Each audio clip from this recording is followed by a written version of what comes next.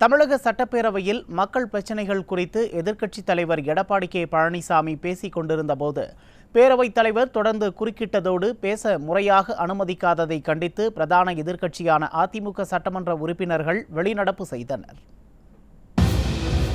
சட்டப்பேரவையில் கேள்வி நேரம் முடிந்த பின்னர் நேரமில்லா நேரத்தில் பேசுவதற்கு வாய்ப்பு வழங்குமாறு சட்டப்பேரவை எதிர்க்கட்சித் தலைவர் எடப்பாடி கே பழனிசாமி கோரிக்கை விடுத்தார். இந்த நிலையில் எதிர்க்கட்சித் தலைவர் பேச தொடங்கும் முன்னரே வழக்கம் போல் இன்றும் நேரலை துண்டிக்கப்பட்டது. இதனையடுத்து புதனன்று தமிழகத்தில் ஒரே நாளில் 4 கொலை சம்பவங்கள் நடைபெற்றது குறித்து எதிர்க்கட்சித் தலைவர் பேச தொடங்கிய போது குறுக்கிட்ட சட்டப்பேரவைத் தலைவர் மக்களின் உயிர் மீதான பிரச்சினை குறித்து பேச விடாமல் தடுத்தார்.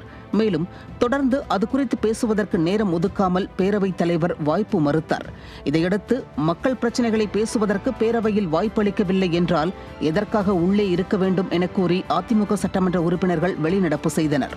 ஏற்கனவே தினமும் எதிர்க்கட்சித் தலைவர் சட்டப்பேரவையில் தனது உரையை தொடங்குவதற்கு முன் நேரலையை துண்டித்து ஜனநாயக படுகொலை செய்யும் திமுக அரசு தற்போது மக்கள் பிரச்சினைகள் குறித்து எதிர்க்கட்சியினரை பேச விடாமல் குரல் வளையை நசுக்கியுள்ளதாக குற்றச்சாட்டு எழுந்துள்ளது.